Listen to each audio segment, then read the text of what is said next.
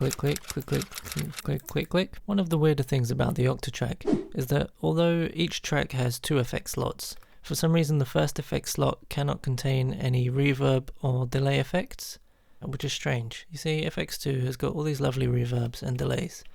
The interesting thing is that there's actually a bug in the Octatrack firmware that's existed for a while now, and this bug lets us place a reverb into effect slot 1. So I've got this sample.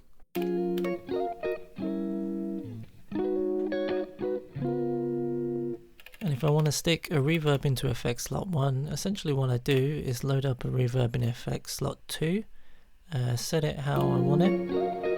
So if I'm happy with that, I copy it, set FX2 to none, and then paste it into FX1.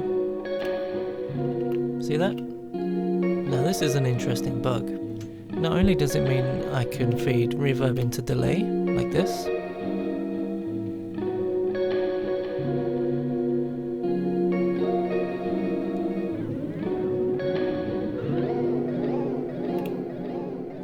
nice.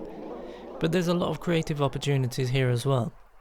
And also we can use 2 reverbs at the same time, sometimes. There's a lot of rules to this, and that's what this video is about. Just a quick disclaimer, this is a defect in the Octatrack firmware. It does make some crazy loud sounds. I've turned the video down where I feel like it needs it, but if you're doing this at home, don't have your headphones on too loud, don't have your speakers on too loud, and maybe always have one hand on the volume fader, just in case things go crazy. Having said that, if you learned something or for some reason you enjoyed watching this video, then I do encourage you to, click the like and do the subscribe and all that kind of stuff. It really helps me out. Thanks. Anyway, let's do it.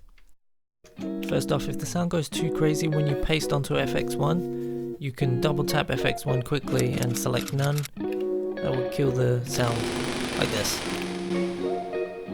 Like that. We got off easy. Should we go again? There you go. Just set FX1 to none. The first set of rules that I'm going to teach you apply to tracks 1 and 5 only.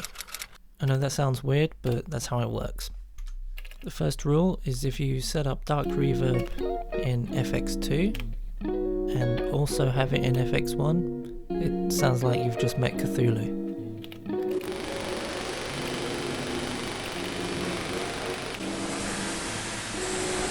Same happens if you mix it with spring reverb and plate reverb.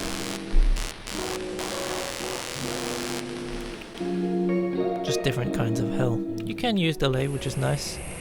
Comb filter, no. Just no. Spatializer also has its own kind of quirks.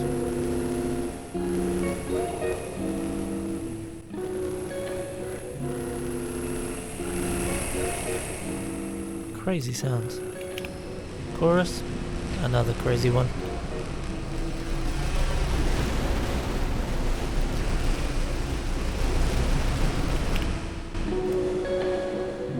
Flange is crazy too.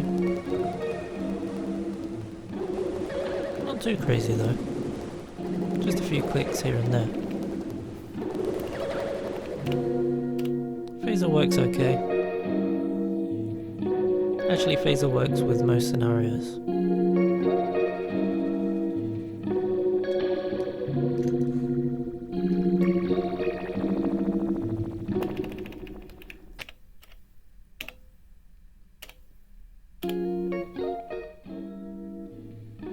Okay, the second rule is that plate reverb into plate reverb is not as bad, but still weird. Don't worry, we do get good sounds later on, but I'm just giving you the warnings. I mean, it really sounds like we've just opened up a portal to hell.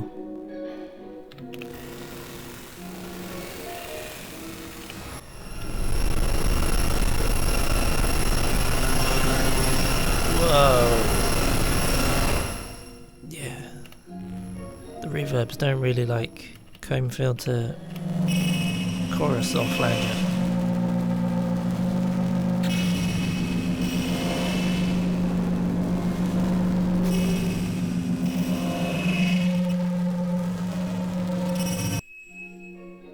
broke my brain.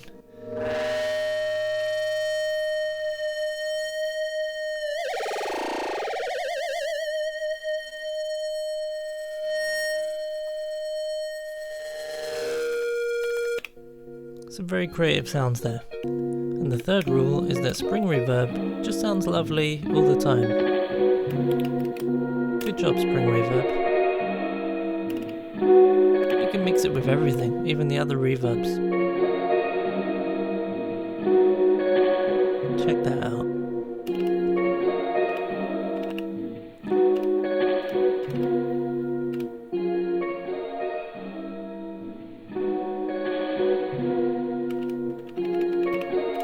Comb filter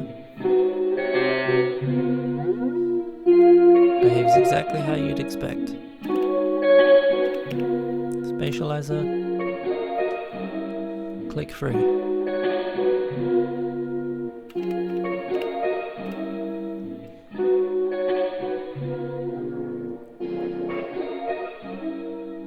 Chorus is sounding good. And so with all of these effects, we're using one track to feed the reverb into the other effects, which you shouldn't be able to do, but it's interesting that you can, and you get some really creative results, especially for sound design. So these rules apply to tracks 2, 4, 6 and 8. Don't ask why, they just do. That's how this bug works. Let me rub that smudge.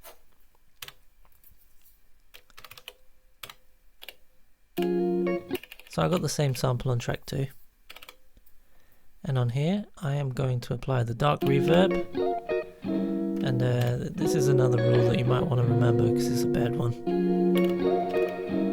It explodes every time, even with the sequencer off. Wow, even with the sequencer off, it explodes, and the only option is to just kill it. So neighbor tracks don't even work on it as well. 2, 4, 6, 8, don't do it. Same thing with the plate reverb. So let's add the plate reverb.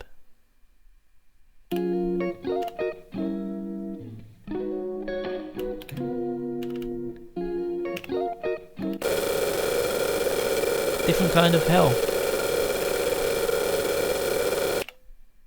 Let's kill that.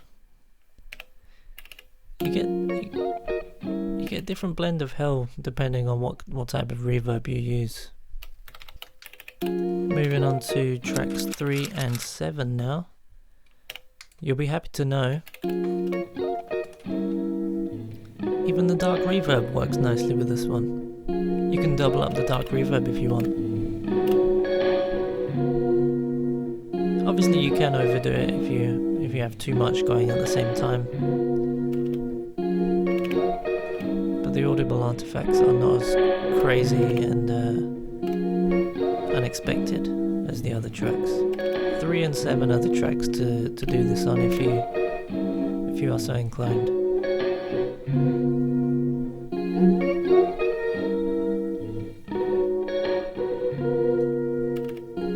All the effects work with dark reverb on this one.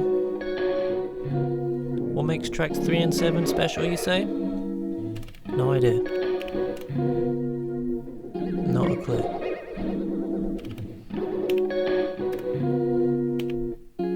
Let's turn those off.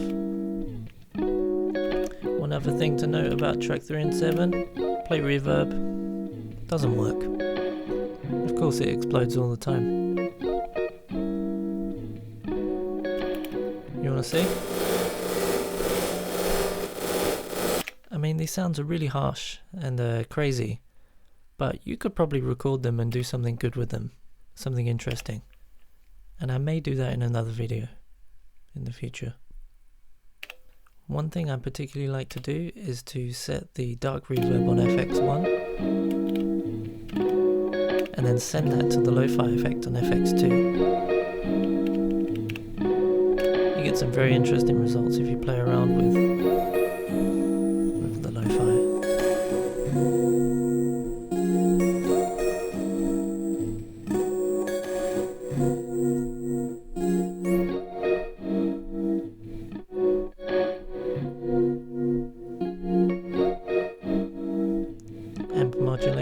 always fun.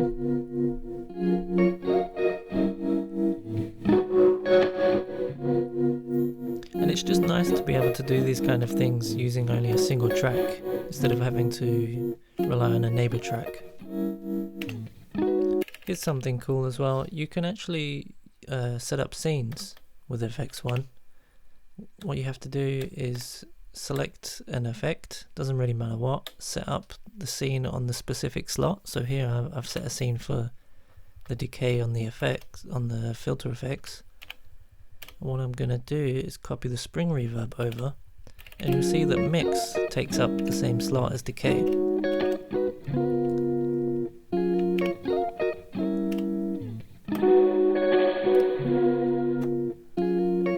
So that scene parameter lock stays around even after we've pasted the effects on top of the filter, which is really useful as well because you can't actually make changes to the reverb when it's pasted into FX1.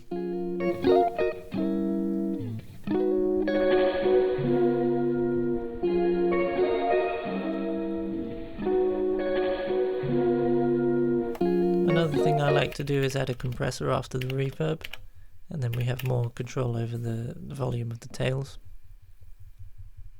The reverb tails, obviously, not foxtails.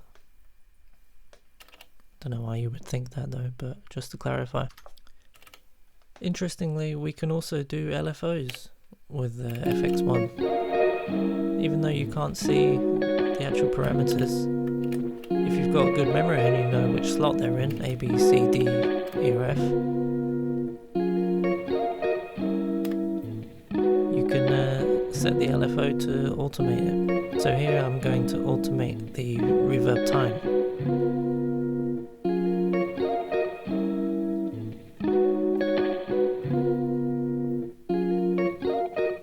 See that? It goes from dry to fully wet. And the last rule is you can't use MIDI on the reverb you paste into FX1, which is kind of a pain, but you can still use scenes and LFOs. So there you go. Okay, give yourselves a clap. You learned something new today and you sat through my video. Thank you very much. Check this guy out. I'm turning this walkie-talkie into a VST, which I'll probably release in a few weeks for free. I see no reason to charge people for it. Bye.